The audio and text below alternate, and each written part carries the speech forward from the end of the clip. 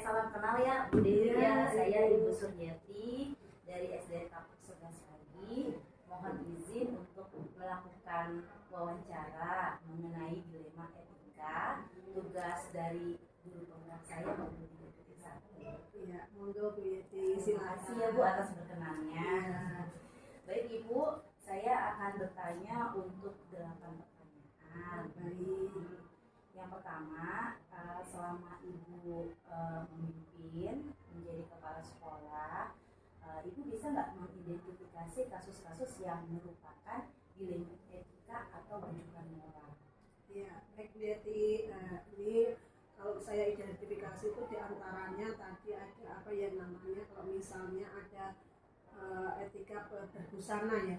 Kalau sebagai ASN itu kan harus menggunakan atribut lengkap gitu kan. Nah misalnya ada rekan yang tidak menggunakan atribut lengkap, berarti saya harus mengingatkan agar mereka tertib dengan tata tertib yang ada sebagai ASN seperti itu. Atau misalkan juga ada saat rapat ada rekan guru atau tenaga pendidikan yang memotong pembicaraan saya. Nah maka itu diantaranya berarti saya harus memberikan kesempatan atau saya harus langsung, makanya biasanya saya selesaikan dulu, saya memberikan arahan atau apa, baru nanti saya berikan kesempatan untuk berbicara. Atau juga misalnya ada yang namanya juga manusia kadang lupa gitu ya, makan di sembarang tempat gitu kan, bukan di tempatnya, makanya saya suka mengingatkan silakan cari tempat yang nyaman untuk makan atau istirahat, seperti itu Bu Yati. Itu ya Bu ya, kemudian Ibu selama ini bagaimana Ibu menjalankan pengambilan keputusan di sekolah, terutama untuk kasus-kasus di mana ada dua kepentingan Ibu yang sama-sama benar atau sama-sama mengandung nilai kebajikan. Oke, ya berarti saya harus mencari prioritasnya dulu. Nah prioritas itu untuk jangka pendek, jangka menengah atau jangka panjang, seperti itu diprioritaskan dulu. Kemudian juga saya harus mencari siapa sasarannya. Sasaran itu untuk guru, untuk siswa atau untuk teknik. Nah yang utama adalah saya berikan untuk ke siswa, jadi terutama untuk siswa seperti itu. Kemudian misalnya juga saya sebagai pimpinan itu kadang biasanya suka mengajukan sebagai ide egois saya. Nah saya memberikan masukan ataupun penyelesaian itu yang berkepentingan untuk lembaga atau untuk sekolah. Jadi kepentingan itu untuk kepentingan sekolah, bukan egois saya yang kita menangkan, seperti itu Bu Yeti. Kemudian yang ketiga, langkah-langkah atau prosedur seperti apa yang biasa Ibu lakukan selama ini? Iya, yang saya lakukan biasanya melihat konteksnya dulu apa, baru kita menyelesaikan masalah-masalah yang ada. Kemudian apakah itu perlu saya meminta masukan dari staf atau tim manajemen. Nah kalau misalnya perlu minta pertimbangan, saya harus minta pertimbangan. Namun kalau saat itu saya harus memutuskan, ya saya sendiri harus memberikan keputusan, seperti itu. Kemudian ya termasuk juga bukan hanya ke tim atau staf, termasuk guru juga. Kalau kita perlu berbicara dengan guru, nah perlu juga guru memberikan aspirasinya. Bukan hanya guru, siswa pun boleh memberikan aspirasinya, seperti itu. Itu ya Bu Yeti. Baik Ibu, bijak sekali Ibu. Baik Bu, yang keempat, hal-hal apa saja yang selama ini Ibu anggap efektif dalam pengambilan keputusan pada kasus-kasus dilema etika? Oke. Nah biasanya kalau ada kasus-kasus seperti itu, biasanya saya tidak langsung memberikan hukuman lah istilahnya, seperti itu. Biasanya saya panggil guru, itu saya bicara, tidak harus di ruangan Bu Yati, tapi terpisah dimanapun. Saat saya ketemu misalnya saya bicarakan. Kalau di ruangan kayaknya resmi banget gitu ya. Nah biasanya kalau di mana suatu tempat saya ngobrol aja, kita ngobrol, kita bicarakan, seperti itu. Tidak langsung menghakimi, jadi kita komunikasi, intinya di situ, seperti itu. Kemudian ya itu tadi, saya cari waktu. Kadang kan guru lagi ngajar ya, nggak mungkin saya panggil untuk membicarakan permasalahan, berarti saya merugikan beliau gitu kan, merugikan anak juga. Makanya saya mencari waktu luangnya guru. Kalau kepala sekolah kadang bisa ada waktu luangnya kapan saja. Tapi kalau guru kan harus terjadwal masuk kelasnya, jadi saya harus mencari waktunya dari guru tersebut seperti itu. Nah, sekali lagi saya menyelesaikan itu juga bukan semata-mata saya sebagai pimpinan, tapi tetap kita harus dari hati mempunyai ketulusan untuk menyelesaikan suatu masalah. Jadi jangan sok sebagai pimpinan seperti itu. Ya, monggo. Tidak sewenang-wenang ya. Iya, betul. Yang kelima, Bu, hal-hal apa saja yang selama ini merupakan tantangan bagi Ibu dalam pengambilan keputusan pada kasus-kasus sebelumnya?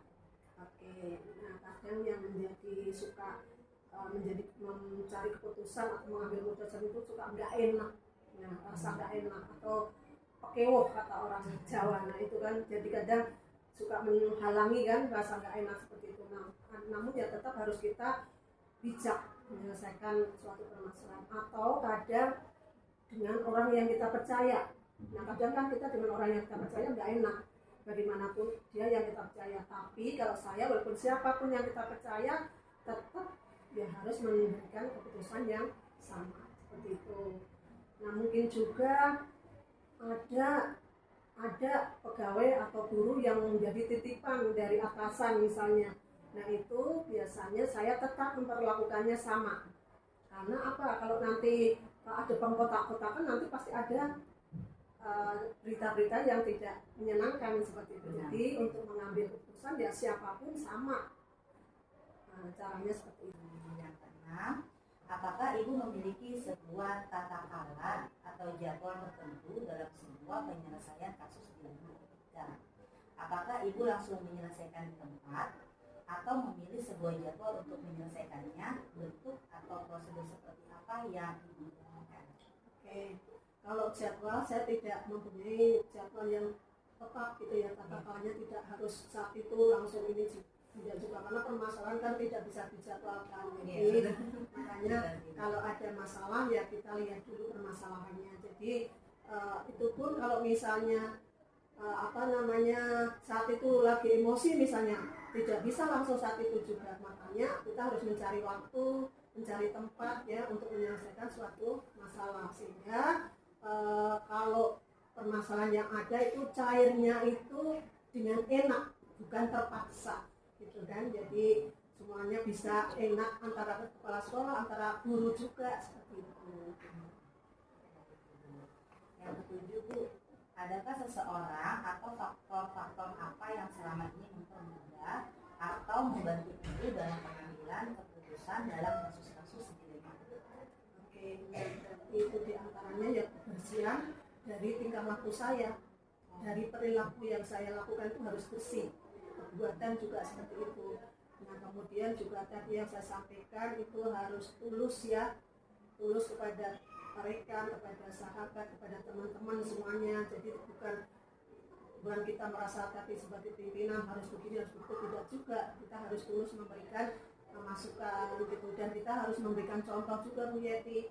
Jadi bukan kita semena-mena sebagai pimpinan harus langsung memerintah, tidak juga seperti itu. Nah sehingga keteladanan moral itu yang utama menurut saya. Kita ngomong apapun kalau kita tidak melaksanakan sesuai yang kita omongkan ya tidak bisa terlaksana dengan baik seperti itu. Yang terakhir, Ibu, ya, yang kedelapan, dari semua hal yang telah Ibu sampaikan, pembelajaran apa yang dapat Ibu petik dari pengalaman Ibu dalam mengambil keputusan di lingkungan pendidikan? Oke, jadi semua keputusan itu tidak harus bersandarkan pada hukum yang tertulis atau yang juknis-juknis yang ada. Memang kita harus berpedoman dari sana, tapi tidak saklek ya seperti itu. Nah sehingga kita harus menyesuaikan di lingkungan sekolah kita. Apapun nanti lingkungan sekolah itu akan berbeda dengan sekolah yang lain seperti itu. Bahkan nanti hukum yang tidak tertulis pun bisa menjadi acuan kita. Kadang hal-hal yang seperti itu timbulnya mendadak, jadi bisa juga kita lakukan dengan mengambil keputusan tanpa harus saklek dengan hukum yang ada. Barangkali itu, Bu. Ya, terima kasih banyak Ibu Dewi. Ini sangat-sangat membantu dan insya Allah bermanfaat bagi saya, merupakan pengalaman yang baru buat saya ya, dari berbagai pengalaman sendiri. Kalau saya boleh ambil kesimpulan dari hasil wawancara ini, jadi cara ibu menindaklanjuti untuk kasus-kasus dilema etika, karena dilema etika itu kan benar sama benar ya Bu ya, itu kan pertimbangan yang sangat sulit sebagai pemimpin mengambil keputusan. Ya tadi kalau saya dengar penjelasan ibu juga, tantangan ibu itu lebih kepada rasa tidak enak ya, kepada orang lain, akan tetapi sebagai pemimpin wajib mengambil keputusan. Nah, tapi di sini ibu pengambilan keputusan lebih berpihak kepada kepentingan seluruh lingkungan sekolah, terutama berpihak pada murid, dan ibu mengambilnya dengan sangat bijaksana. Kalau dari hasil wawancara ini ya, karena ibu mengutamakan keteladanan. Besarkan keputusan itu tidak hanya berdasarkan aturan menurut ibu yang legal yang tetap, akan tetapi lebih juga prioritaskan menyesuaikan kebutuhan lingkungan sekolah kita, karena setiap sekolah berbeda-beda kebutuhannya. Terima kasih banyak Ibu Dewi atas waktunya hari ini dan ilmunya. Saya ucapkan semoga Ibu Dewi sehat selalu dan salam kenal, jadi tambah silaturahmi saya untuk SS selama 2. Terima kasih.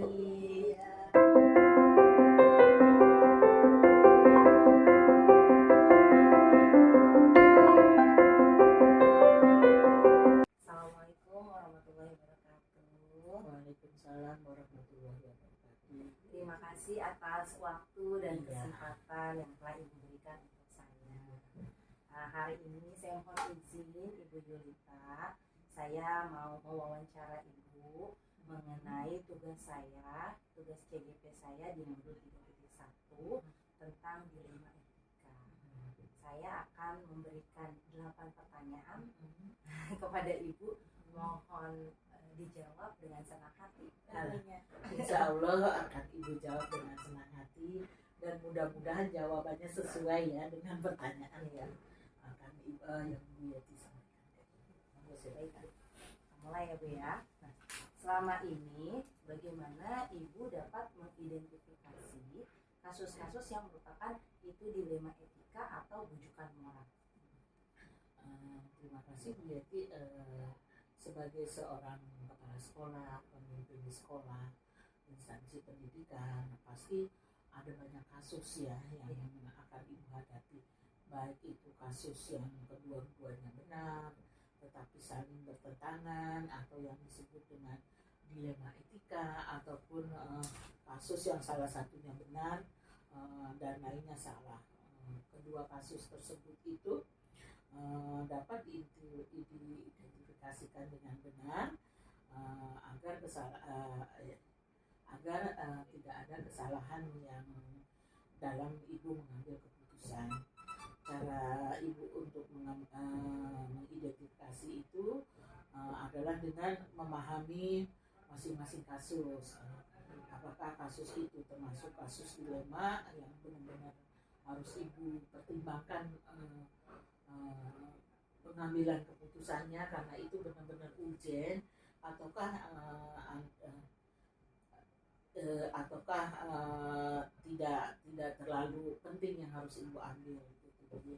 Jadi permasalahan itu harus sudah Ibu pahami, dan Ibu perlu melakukan beberapa hal untuk bisa memetakan bahwa kasus tersebut merupakan bujukan moral atau dilema etika.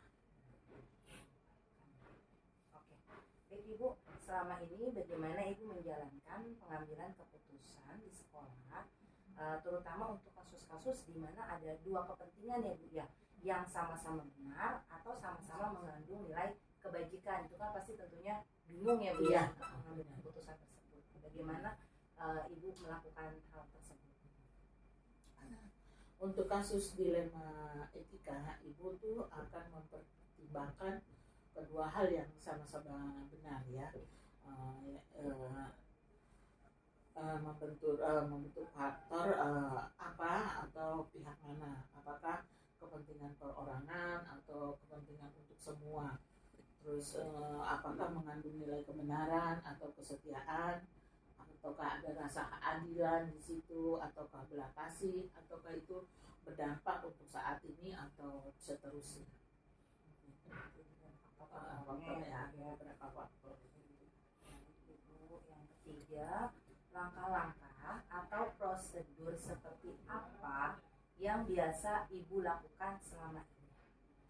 Langkah-langkahnya ya itu mempertimbangkan kepentingan peserta didik jika kasus itu berhubungan dengan peserta didik, yaitu berdasarkan pada prinsip berbasis hasil akhir, berpikiran yang berbasis peraturan, atau berpikir yang berbasis rasa peduli. Di tahap berikutnya yaitu melakukan investigasi dengan memeriksa kembali fakta-fakta dan temuan peluang, lalu membuat keputusan hasil observasi dan yang tadi sudah Ibu kumpulkan. Terus hasil keputusan itu akan ditinjau kembali hingga itu merupakan benar yang Ibu ambil, dan insya Allah itu bisa diambil dan merupakan keputusan yang bisa dipertanggungjawabkan. Yang keempat, hal-hal apa saja yang selama ini Ibu anggap efektif dalam pengambilan keputusan pada kasus-kasus dilema etika? Dalam kasus pengambilan keputusan dalam dilema etika adalah hal efektif yang harus dilakukan adalah menyederhanakan pokok permasalahan dan membangun kebijaksanaan. Pokok masalah yang Ya, pokok permasalahan dan membangun kebijaksanaan. Baik Ibu, pertanyaan kelima. Hal-hal apa saja yang selama ini merupakan tantangan dalam pengambilan keputusan pada kasus-kasus dilema etika? Keputusan yang diambil mungkin pihak-pihak yang tidak dapat menerima, ya ada pihak yang tidak dapat menerima keputusan yang dibuat, ya tantangannya ya. Bisa juga mereka tidak menerima dengan sepenuhnya proses, mereka tidak memahami ya, ataupun memahami sebagian orang untuk secara ikhlas menerima hasil keputusan yang Ibu buat. Jadi itulah yang tantangan, yang menjadi tantangan dalam mengambil kebijakan yang merupakan dilema etika itu. Apakah Ibu memiliki sebuah tata cara atau jadwal tertentu dalam sebuah penyelesaian kasus dilema etika? Kemudian apakah Ibu langsung menyelesaikan di tempat atau memiliki sebuah jadwal untuk menyelesaikan, bentuk atau prosedur seperti apa yang Ibu jalankan? Kalau dalam kasus dilema etika ataupun rujukan moral, Ibu nggak punya jadwal.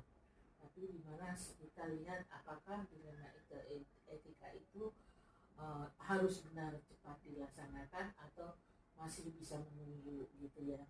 Jadi Ibu tidak ada jadwal atau prioritas yang perlu diselesaikan.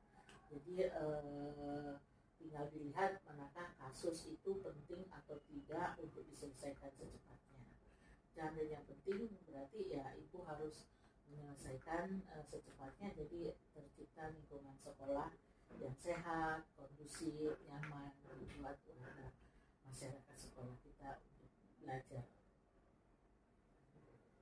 Jadi tidak ada jadwal. Iya, tapi lihat kasusnya itu yang penting atau tidak, lihat jangka panjang jangka pendek. Baik Ibu, yang ketujuh, adakah seseorang atau faktor-faktor apa yang selama ini mempermudah atau membantu Ibu dalam pengambilan keputusan dalam kasus-kasus dilema etika? Kalau untuk mengambil keputusan adalah faktor yang utama adalah komunikasi. Komunikasi, kita harus membangun komunikasi bagaimana agar dilema itu kita bisa mengambil keputusan dengan baik dan juga mengelola emosi kita gitu. Agar kita bisa mengontrol emosi ya, supaya keputusan dapat diambil secara bijaksana gitu. Jadi komunikasi dan pengelolaan emosi itulah yang penting dalam mengambil keputusan mengenai dilema etika itu. Dengan komunikasi ya, Iya, dan kita harus mengelola emosi kita juga. karena keputusan yang diambil harus Eh, untuk kepentingan bersama. untuk kepentingan bersama. Alhamdulillah nih Bu, pertanyaan terakhir. Nah, dari semua hal yang telah disampaikan tadi, pembelajaran apa yang dapat Ibu petik dari pengalaman Ibu dalam mengambil keputusan dilema etika? Dari semua yang Ibu hadapi selama ini, untuk dilema etika memang yang harus kita utamakan, yang terpenting untuk mengatasi itu semua adalah komunikasi. Komunikasi, jika kita komunikasi baik dengan warga sekolah, dengan lingkungan masyarakat, semua keputusan akan dapat dilaksanakan dengan bijaksana. Jadi selain komunikasi juga pengendalian emosi kita ya, sebagai kepala sekolah atau sebagai guru dan peserta didik, kita harus bisa mengendalikan emosi supaya semua kegiatan di lingkungan sekolah bisa aman terkendali.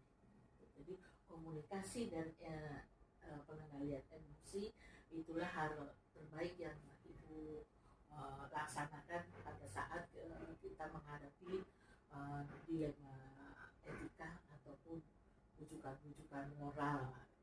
Kedua-duanya itu sering terjadi dan sering dihadapi oleh kepala sekolah sebagai pimpinan instansi ya. Dan kalau tidak bisa Ibu mengendalikan komunikasi dan emosi Ibu dengan baik, itu mungkin tidak bisa mencapai kebijakan yang Ibu ambil dan mungkin akan merugikan banyak pihak. Itu aja sih, komunikasi dan pengendalian emosi itu yang nomor satu bagi Ibu ya. Entah kalau yang lain untuk pengalaman Ibu. Baik, terima kasih Ibu. Kalau boleh saya membuat kesimpulan dari beberapa pertanyaan ini yang sudah Ibu jelaskan, berarti untuk kasus-kasus dilema etika tetap ada faktor, dilihat juga prinsip-prinsipnya. Tadi saya lihat ya Bu ya, apakah jangka panjang, apakah jangka pendek, rasa belas kasihan gitu ya, dia kebenaran ya Bu. Kemudian tapi tetap dengan tujuan, yaitu adalah sasarannya untuk kepentingan bersama, terutama berpihak pada murid peserta didik ya Bu ya. Kemudian dalam dilema etika yang terpenting itu untuk mengambil keputusan dengan berkomunikasi dan berkolaborasi, disertai dengan pengelolaan pengendalian emosi agar tidak ada pihak yang merasa dirugikan. Baik. Terima kasih Ibu, sangat bermanfaat sekali pengalaman ini untuk saya. Semoga kedepannya saya bisa menjadikan pembelajaran dari jawaban-jawaban ini. Makasih ya Ibu atas waktunya. Terima kasih. Saya ucapkan assalamualaikum warahmatullahi wabarakatuh. Waalaikumsalam warahmatullahi wabarakatuh. Sama-sama.